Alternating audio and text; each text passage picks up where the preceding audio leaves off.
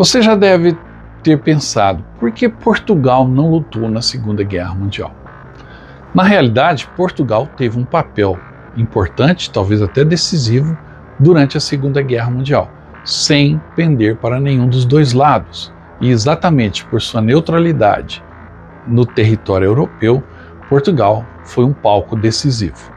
Vamos saber por quê.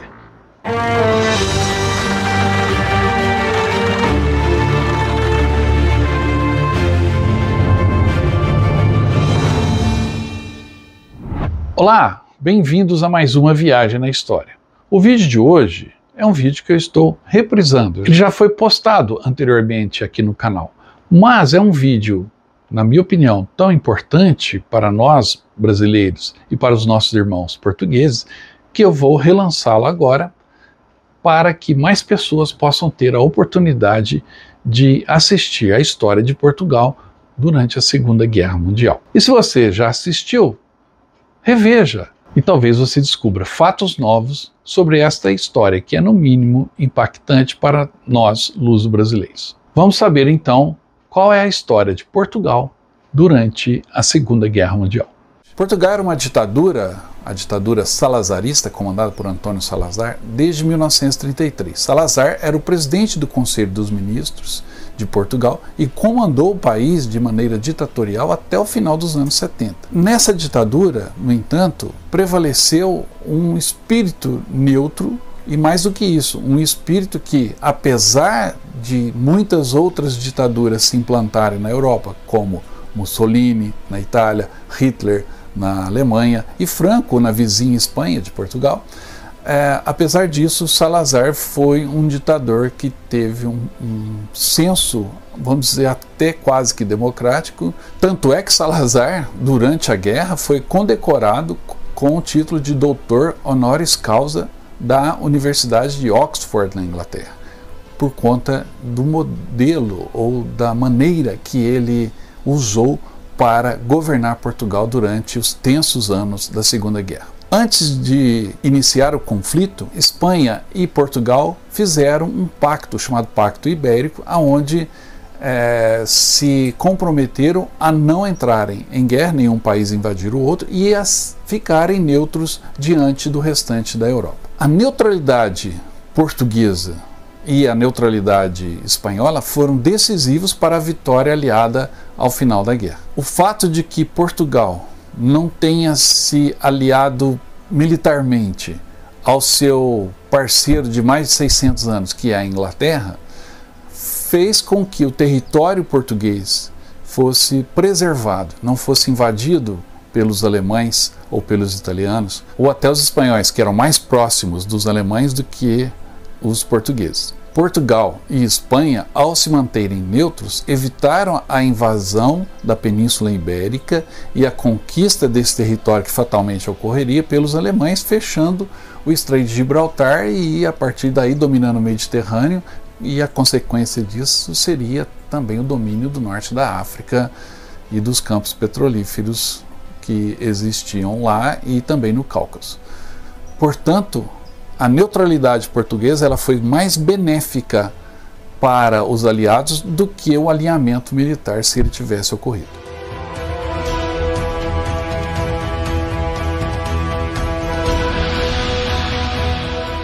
No entanto, no território português, principalmente em Lisboa e em Estoril, aconteceu uma guerra chamada Guerra Surda, Guerra Silenciosa, porque Portugal se transformou, obviamente, como um ponto neutro, em um local onde conviviam os beligerantes, os representantes dos países beligerantes, nos dois lados. Então você tinha alemães, você tinha britânicos, você tinha americanos, você tinha italianos, convivendo, sentando às mesmas mesas, repartindo os mesmos cafés e se espionando mutuamente. E Portugal virou então uma terra de espiões. Então a guerra ali foi travada principalmente no campo da espionagem. Isso pode ser comprovado nessa foto que vocês estão vendo agora, aonde estão sentados o embaixador da Inglaterra e o embaixador alemão na mesma mesa. em um restaurante no coração de Lisboa durante a Segunda Guerra Mundial. Então ali conviviam os soldados, os diplomatas, os oficiais de carreira dos dois lados do conflito e, obviamente, também existiam ali muitos refugiados.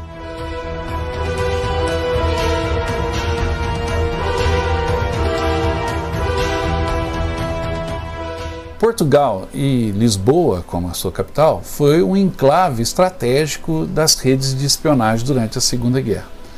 E deixaram para trás os espiões muitas histórias com agentes como o Garbo ou o Popov, que ficaram mais famosos, mas muitos outros ali agiram também.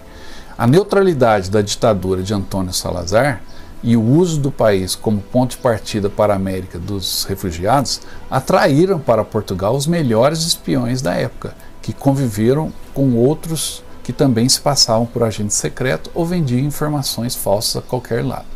O catalão Joan Pujol, ou entre parênteses Garbo, seu apelido, para os britânicos, é um dos grandes nomes da espionagem mundial que passou por Portugal durante 2 vezes e se movimentava entre Lisboa e a costa de Estoril, onde estava o cassino. Um ninho de espiões, de grandes figuras políticas exiladas e também de refugiados da Europa que fugiram dos outros países em confronto. Um outro espião famoso também em Portugal, além de Garbo e Popov, foi Ian Fleming, então funcionário da inteligência naval britânica e diretor do escritório ibérico do serviço de espionagem inglês. Fleming, para quem não sabe, é o escritor que criou James Bond, o personagem James Bond, famoso também no cinema. Esses espiões compartilhavam espaços, mesas de bares, quartos de hotel por toda Lisboa e também em Estoril.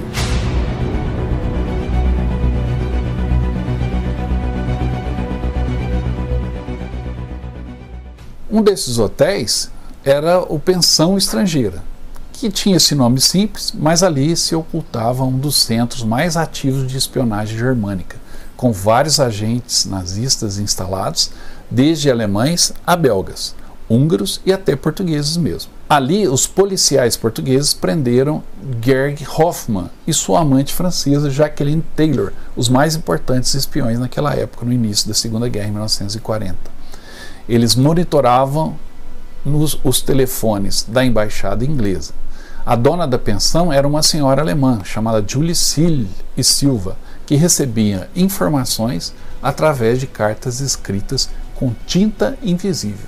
Então isso não é só um recurso de filmes.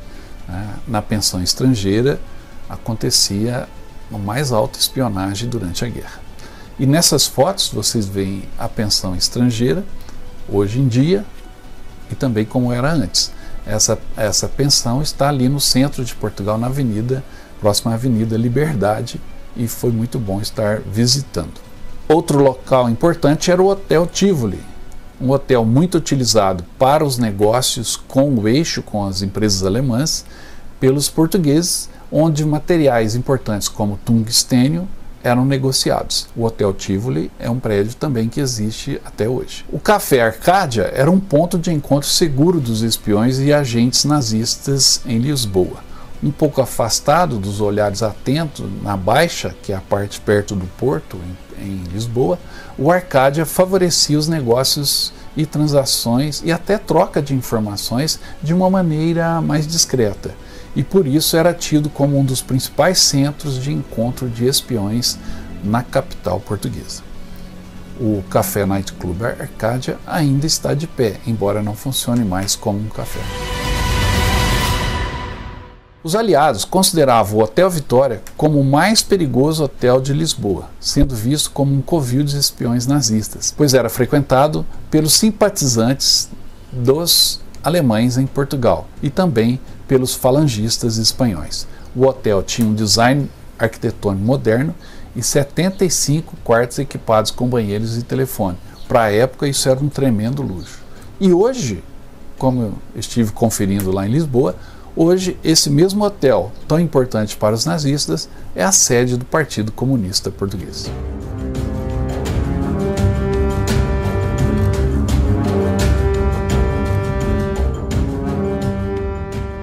Além da questão dos espiões, existiam também muitos refugiados que, desde a chegada de Hitler ao poder, começaram a ter como destino Portugal. E principalmente a partir de 1938, quando foi proibido por Salazar a permanência definitiva de refugiados no território português, e não por motivos raciais, políticos, mas por motivos econômicos, porque Portugal era um país de 6 milhões de habitantes apenas e com economia um pouco até então debilitada. E isso fez com que os refugiados pudessem chegar a Portugal, mas só chegavam se tivesse um destino já pronto, com passagem comprada, etc., para a América principalmente. Portanto, Portugal foi um destino comum para muitos refugiados, e esses refugiados chegaram aos montes.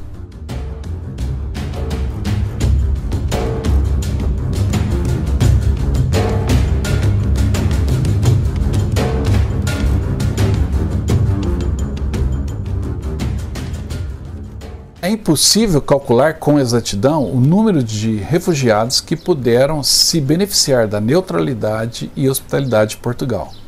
As estimativas vão desde 100 mil até 1 milhão de pessoas, o que é muito notável para um país cuja população rondava os 6 milhões de habitantes. Logicamente, isso elevou o custo de vida em Portugal, e os quartos de hotéis, por exemplo, eram disputados à tapa, eram muito solicitados. E viver em Portugal nessa época passou a ser algo difícil para um refugiado que não tinha tantos recursos. Mas a maioria estava por ali de passagem. O destino final de muitos foi a América, seja a América do Norte ou mesmo a América do Sul, especialmente o Brasil. Um dos navios mais famosos que fazia essa travessia era o navio Serpa Pinto, um navio de passageiros operado pela Companhia Colonial de Navegação, e foi o navio de passageiros que durante a guerra realizou mais viagens entre Lisboa, Nova York e Rio de Janeiro, transportando refugiados da guerra no geral, quando saíam da Europa. Mas quando o navio, após desembarcar seus passageiros na América, quando ele retornava para a Europa, ele trazia, no caso, muitos alemães que haviam sido expulsos dos países americanos. Com isso, ele adquiriu um apelido de navio da amizade ou navio do destino.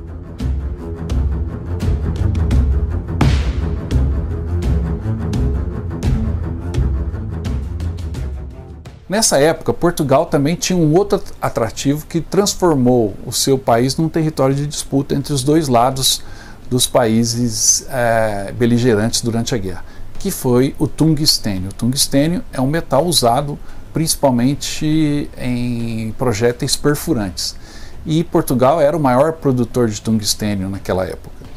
E como o primeiro-ministro Salazar assumiu o compromisso de não ter nenhum lado para o qual pendesse, ou seja, ele observou a estrita neutralidade durante todo o conflito. Então, durante todo o conflito, Portugal vendeu tungstênio, tanto para a Alemanha quanto para a Inglaterra e os Estados Unidos. E o fato de Portugal vender o tungstênio, continuar vendendo para a Alemanha de Hitler, foi um dos motivos pelo qual a Alemanha de Hitler não invadiu Portugal.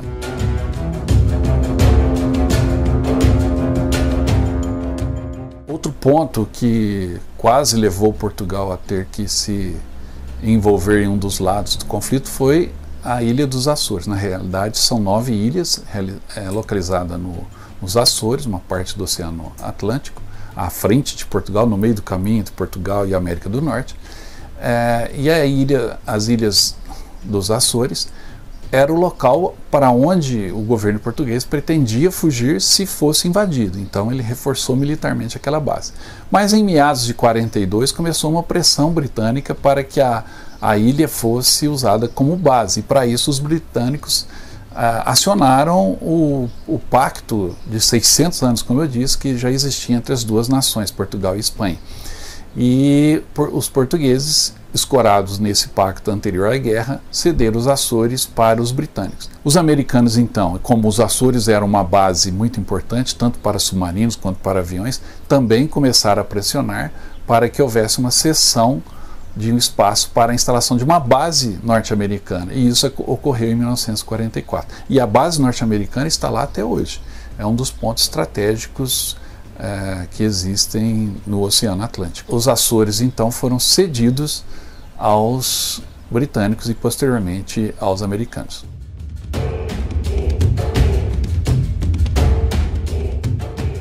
Obviamente, todos esses fatores fizeram com que Portugal, como ele era neutro, colhesse os benefícios da guerra, os espólios da guerra, sem ter que entrar na guerra. O crescimento econômico durante a Segunda Guerra Mundial em Portugal foi gigantesco. Passou de um país pobre a um dos países mais ricos da Europa. Há uma polêmica em torno do ouro que os alemães usavam para pagar o tungstênio. Dizem que nos cofres dos bancos em Portugal e até em alguns paraísos fiscais existem muitas barras de ouro portuguesas com o símbolo nazista, porque os nazistas pagaram o tungstênio com ouro. E há uma suspeita de que esse ouro que os nazistas pagaram o tungstênio português era um ouro roubado dos países em que ele ocupou, em que os nazistas ocuparam.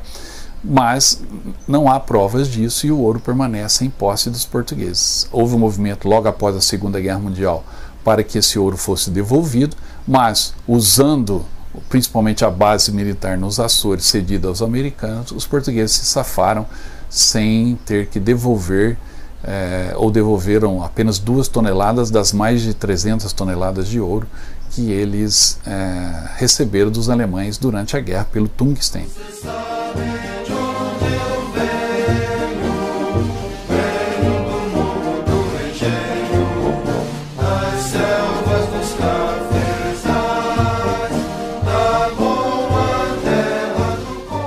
Um outro fator que nos liga à Segunda Guerra Mundial, ou principalmente ao final da Segunda Guerra Mundial em Portugal, foi o famoso desfile que as Forças Expedicionárias Brasileiras realizaram em Lisboa, em conjunto com o Exército Português, logo após o final da Segunda Guerra e antes dos pracinhas embarcarem definitivamente de volta ao Brasil. Esse desfile está aí um pedacinho para vocês verem.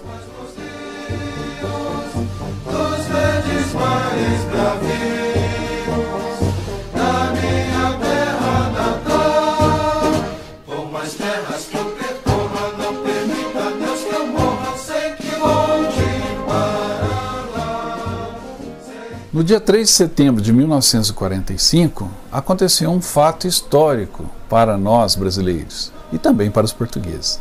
O retorno de um contingente da FEB, que lutou na Itália, parou, como eu disse antes, em Lisboa, e o contingente militar foi recepcionado com festejos e honrarias ofertados pelo governo português e com grande adesão popular que foi assistir o desfile. Conforme relata o jornal Diário de Lisboa, publicado naquele dia, o navio brasileiro Duque de Caxias carregava 162 oficiais e 1.636 praças que foram convidados a desfilar. E aí o desfile ocorreu em conjunto com o exército português pelas ruas de Lisboa, iniciando na Praça Marquês de Pombal, onde o presidente da República Portuguesa condecorou a bandeira da FEB com a mais alta condecoração militar de Portugal, a Medalha de Ouro de Valor Militar.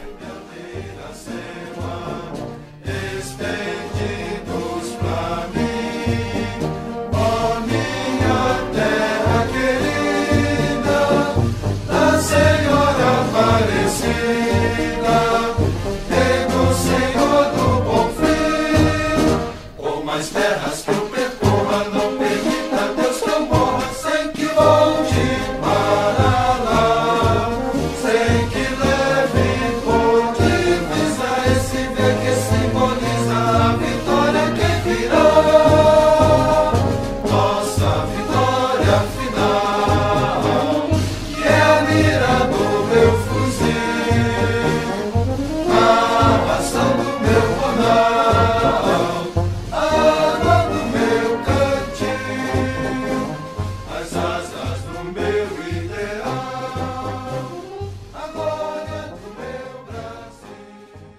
Vocês observarem algumas das fotos que a gente já apresentou aqui no programa, da nossa visita, conferindo alguns desses locais lá em Portugal. Além desses locais ligados diretamente à Segunda Guerra Mundial e aos fatos que eu aqui narrei, existem outros locais de história militar em Portugal, e como Portugal é um destino comum para muitos brasileiros, nós mesmos aqui do Viagem na História organizamos todos os anos um grupo para visitar Portugal, e no grupo, além de toda a história, toda a beleza de Lisboa, a culinária, o folclore, as músicas, a gente também dá uma olhadinha nos locais de história e de história militar. Dois deles eu vou destacar agora. Um é o Museu Militar de Portugal, espetacular.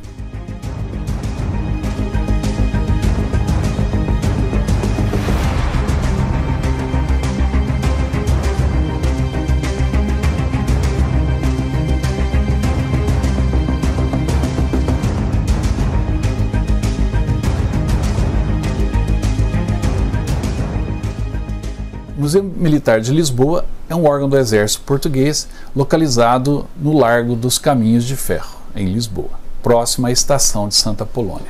É o maior museu militar em Portugal e um dos museus mais antigos da cidade de Lisboa.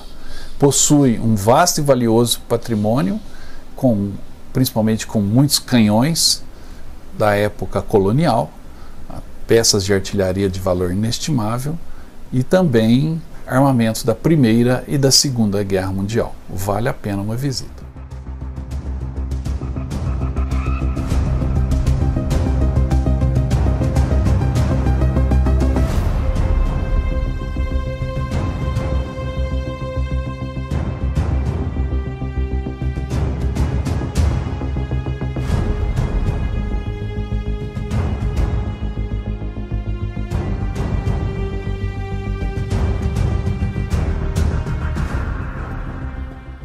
Além do Museu Militar, uma parada obrigatória é na fragata Dom Fernando e Glória, que está ancorada na região de Almada, em Lisboa, na Grande Lisboa. É uma fragata portuguesa do século XVIII, totalmente restaurada e que vale muito a visita.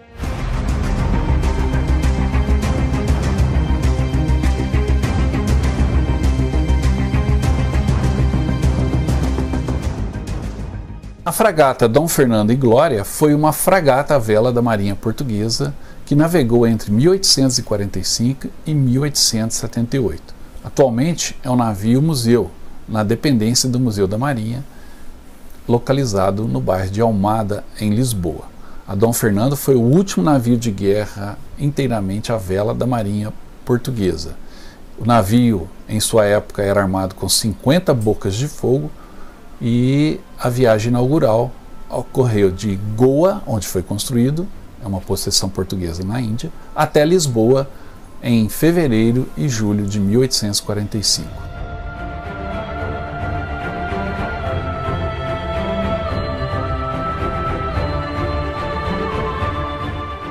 Então, na próxima vez em Portugal, não se esqueça desses locais que eu indiquei aqui, tá? Vale a pena, uma visita muito bacana. Se for conosco aqui do Viagem na História, melhor.